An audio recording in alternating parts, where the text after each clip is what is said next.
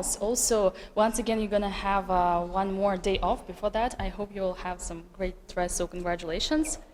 I wanted to ask you something outside the tournament, as always. What would be 3 best chess books, according to you, that you would recommend to everybody? I think that depends on the level. When I think about stronger players, let's just say above master, I think Dvoretsky's Endgame Manual is by far and away the best book to study, just because it's about pure calculation and endgames that generally are very practical and can happen all the time. So above master, I think that's one of my favorites. I mean, not to be biased, but I think if you're an amateur, even though perhaps it's a little bit outdated, my stepfather's book, Best Lessons of a Chess Coach, I think is actually very good in terms of understanding how you should approach the game and think about it, as opposed to just doing pure calculations, especially if you're like 1700. So that's another book. And a third one, I'd probably say Kodov's book, What's a Thing Like Grandmaster, or To Think Like Grandmaster. So those would be the 3 books. Do you have some other passions, or what are your other passions outside from playing chess and streaming? Do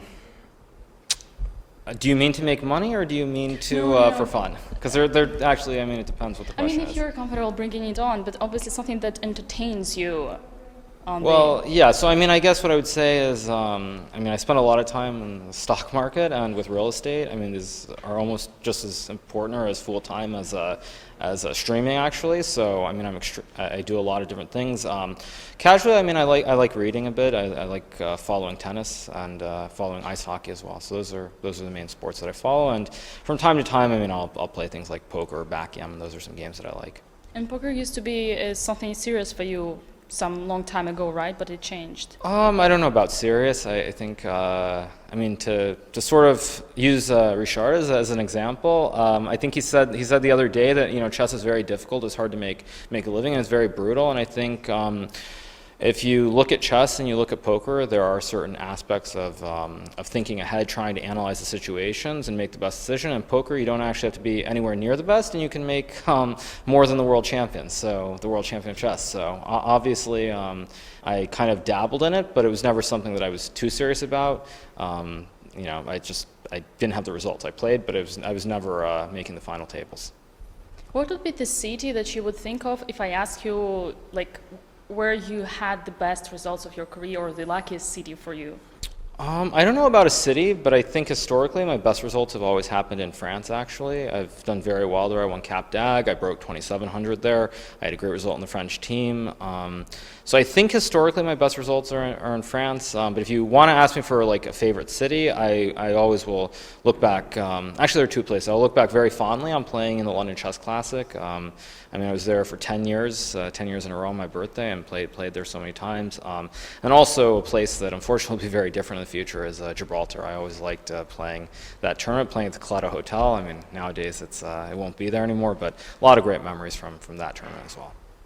Now that the tension is a little bit lower than yesterday, I was wondering, is the Super Bowl in your program for tonight?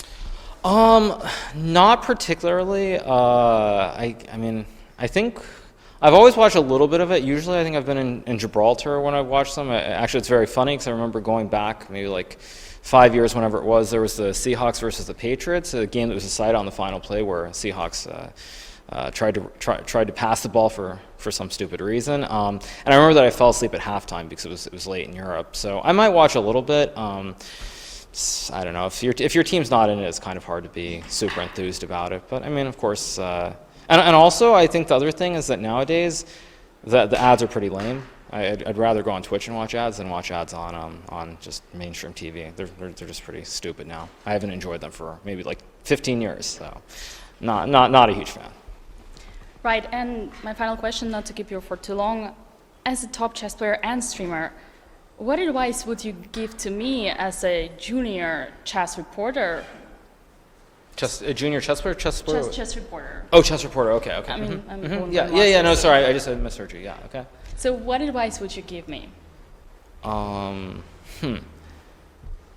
You know, actually, I think what I would say is that it's very important to remember that even if players at times can be, I mean, very chill, when players play long games, they have very difficult games with a lot of stress. You have to take that in mind, especially when they like lose a game, because I mean, for example, I think if you look at the interviews, Levon has been far far more chill than I have, but Levon also has like not been in trouble in a single game.